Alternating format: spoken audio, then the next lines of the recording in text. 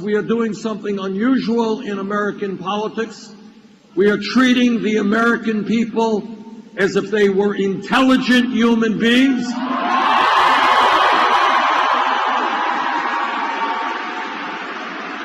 And we are telling them the truth, even if it's a hard truth.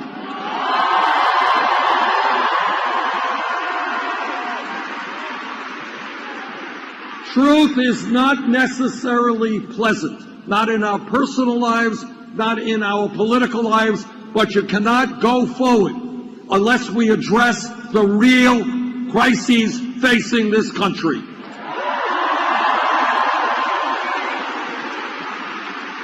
Crisis number one. Today we have a campaign finance system which is corrupt and is undermining American democracy.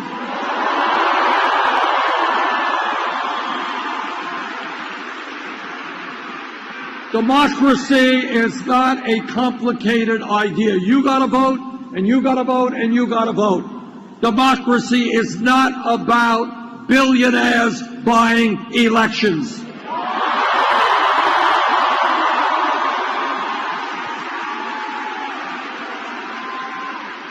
When the Koch brothers and a handful of billionaires are going to spend $900 million in this election cycle, that is not democracy. That is oligarchy. We will not accept it.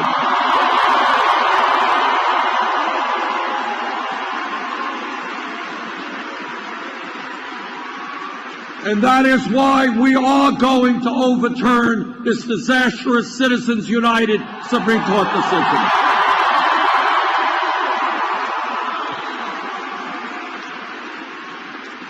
And when Republican governors all over this country are trying to suppress the vote, trying to make it harder for people of color,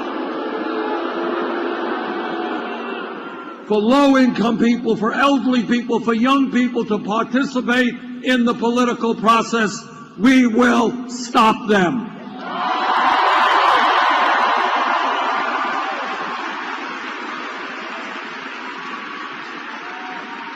And I say, and this really gets me, because I believe, I've run in a lot of elections. Sometimes I've lost, sometimes I've won. That's democracy.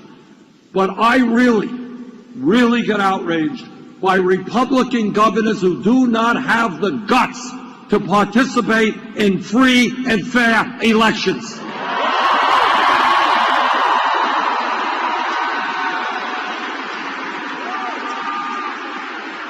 And I say to those Republican governors, if you don't have the guts to participate in an open and free election, get out of politics, get another job.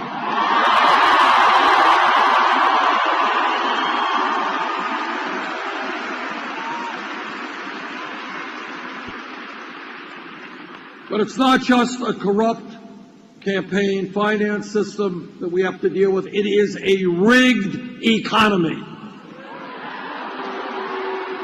Here is what a rigged economy is about. You don't see this on TV too often. Don't read about it in the newspapers. But this is what a rigged economy is about.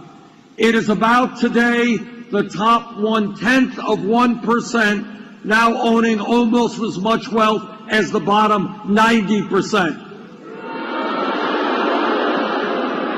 It is about the wealthiest 20 people in this country owning more wealth than the bottom half of America, 150 million Americans. It is about the very, very rich getting richer and almost everybody else getting poorer.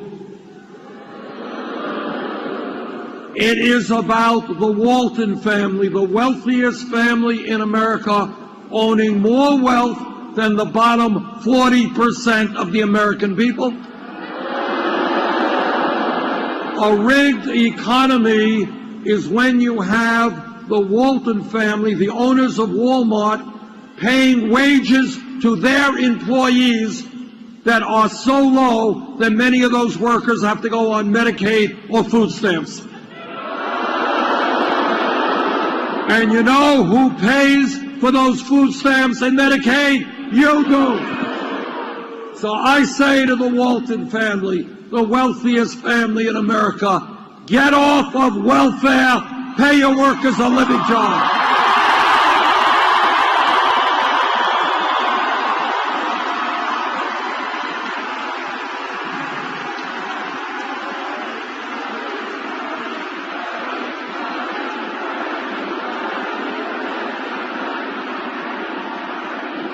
You know, it's a little bit stupid. It's a little bit stupid when struggling working class families have to subsidize the wealthiest family in America. We're going to end that.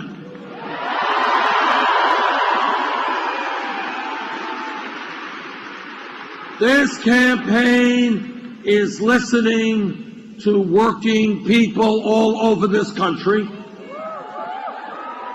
And what workers are telling me is they cannot make it on $8, $9, $10 an hour. And that is why we're going to raise the minimum wage to a living wage, $15 an hour.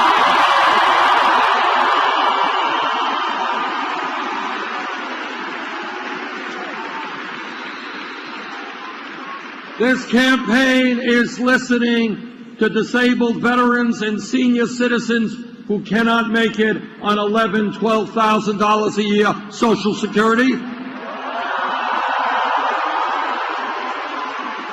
Many of my Republican colleagues in the Senate, they want to cut Social Security benefits. Ain't gonna happen. We're going to expand Social Security benefits.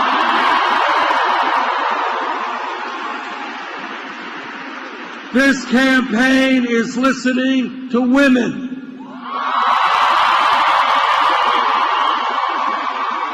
And what women are saying is they are tired of working for 79 cents on the dollar compared to men.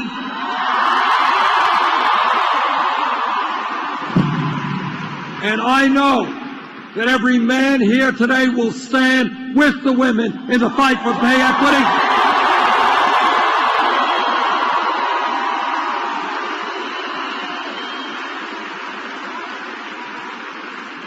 This campaign is listening to young people.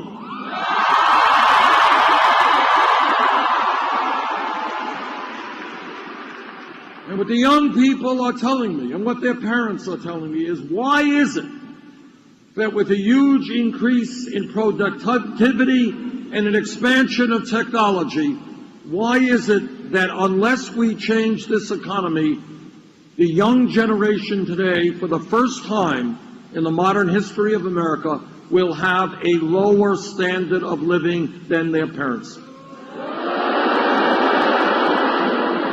That is the American dream in reverse. We will not allow that to happen.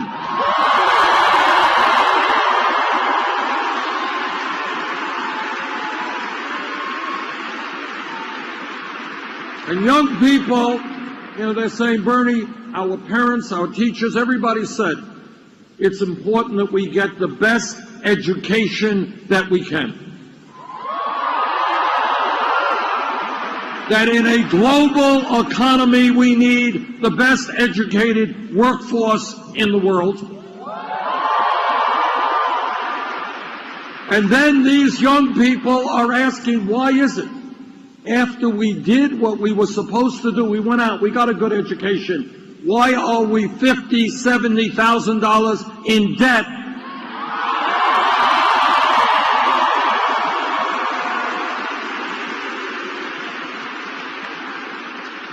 We should not be punishing people for getting an education. We should be rewarding them.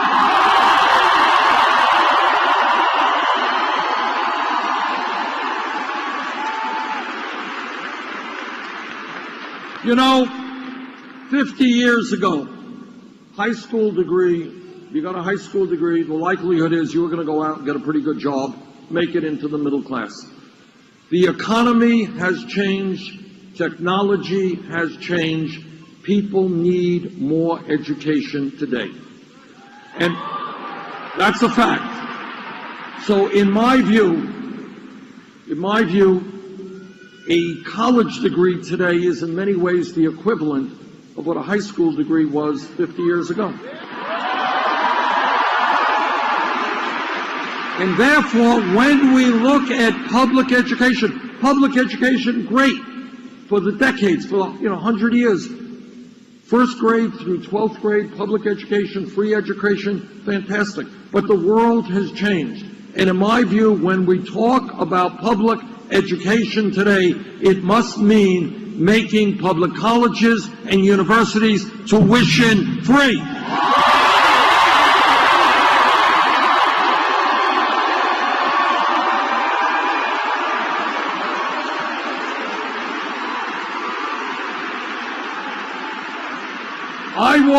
I grew up in a family, my parents never went to college. I want every kid in Pittsburgh in the 4th grade, in the 6th grade, no matter what the income of their families may be, I want those kids to know that if they do their schoolwork well, if they take school seriously, yes, they will be able to go to college.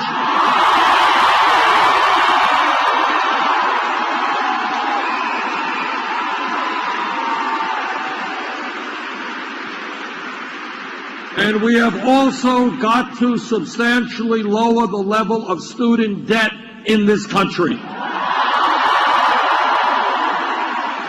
that is why I believe that people with student debt should be able to refinance their loans at the lowest interest rates they can find.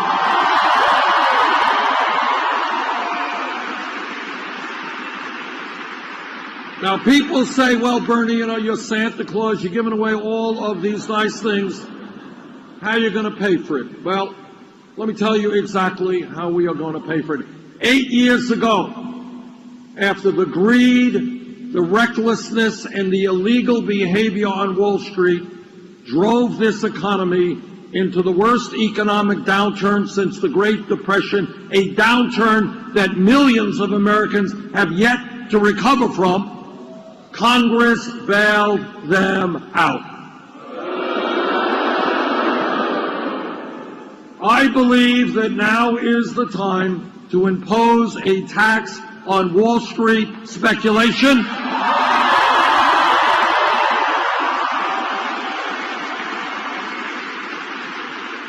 If we can bail Wall Street out, now it is Wall Street's time to help the working families of this country.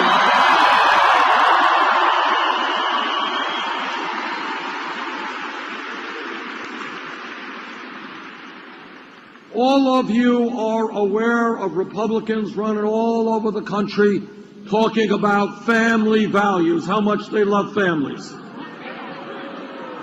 I want everybody here to know exactly what they mean. What they mean is that no woman in this huge room, in this state, in this country, should have the right to control her own body. I disagree.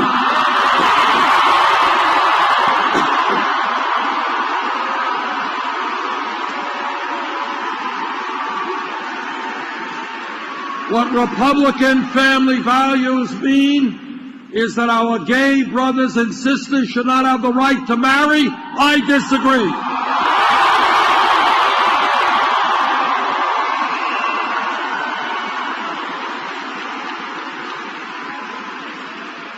Now, I have been married, Jane and I have been married for 27 years. We're blessed with 4 great kids, 7 beautiful grandchildren. But when we talk about family values, it is a very different set of values than Republican family values. When we talk about family values, it is about ending the international embarrassment of the United States being the only major country on earth not to guarantee paid family and medical leave.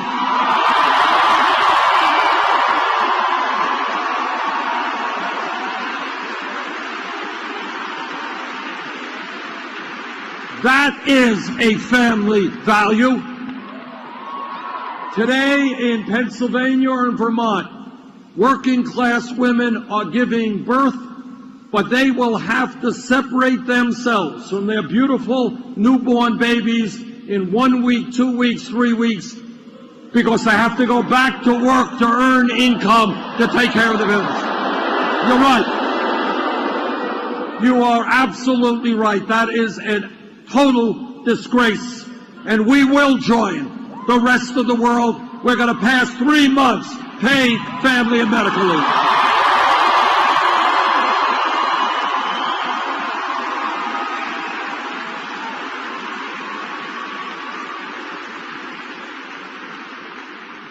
This campaign is listening to our brothers and sisters in the African American community.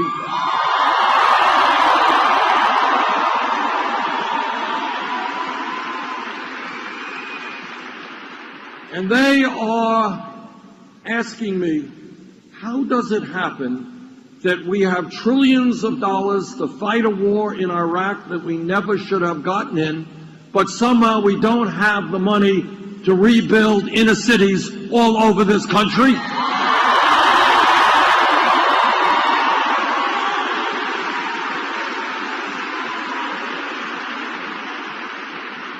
I was in Flint, Michigan about a month ago, and honest to God, the discussion that I had with parents there is something I will never forget as long as I live. Talking to parents who have seen the cognitive capabilities of their children deteriorate over several years because their kids were drinking poisoned water. But it is not only Flint, it is cities and communities all over this country. Water systems falling apart, wastewater plants, educational systems, healthcare systems. We have got to get our priorities right. We can rebuild inner cities in America.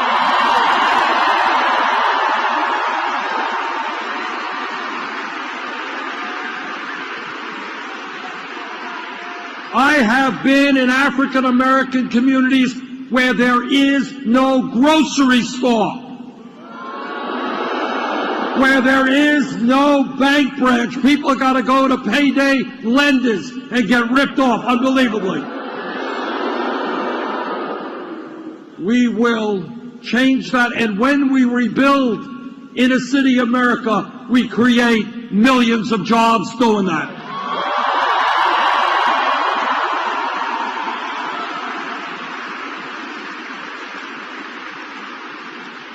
This campaign is listening to our brothers and sisters in the Latino community.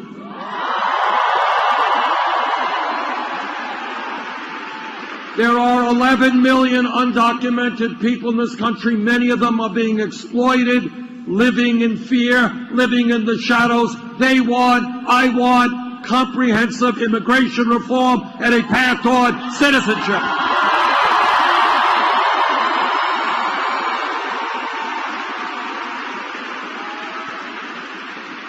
This campaign is listening to the Native American community.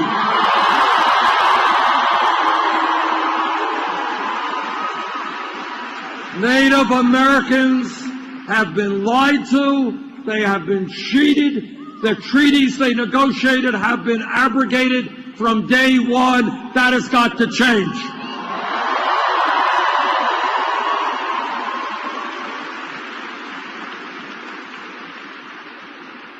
I am a member of the U.S. Senate Committee on the Environment.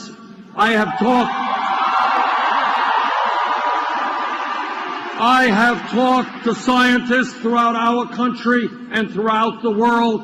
Climate change is real.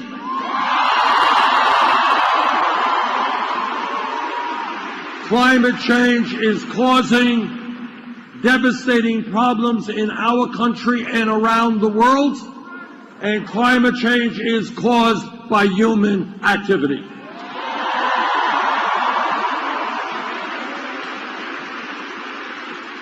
We have a moral responsibility to leave this planet in a way that is healthy and habitable for future generations.